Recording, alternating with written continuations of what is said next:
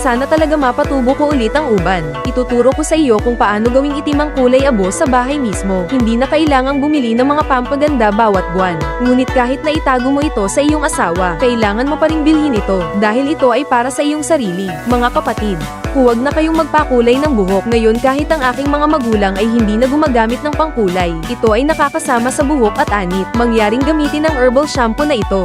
Makatipid ka ng isang malaking halaga ng pera sa halip na tinay ng iyong buhok sa salon na iyon. Napakasimpleng gamitin. Hindi na kailangang maghalo ng kahit ano. Pisilin lang ng ganito at pagkatapos ay kuskusin ng pantay-pantay sa iyong buhok habang kinukuskus mo. Mas maraming foam ang nabubuo. Hanggat marunong kang maghugas ng buhok, may itim ang buhok mo. Hindi magiging sanhi ng pangangati o pagkalagas ng buhok, hindi kumukupas. Kahit na marami kang uban o mapuputi ang buong ulo, tatakpan ito. Sa isang bote lang ng shampoo, lahat ng problema gaya ng uban, tuyong buhok at pagkabasag ay malulutas. Ito ang sikreto na ayaw mong malaman ng mga hair salon. Samantalahin ang oras ng promosyon na ito upang mag-order ngayon sa tunay na link sa ibaba.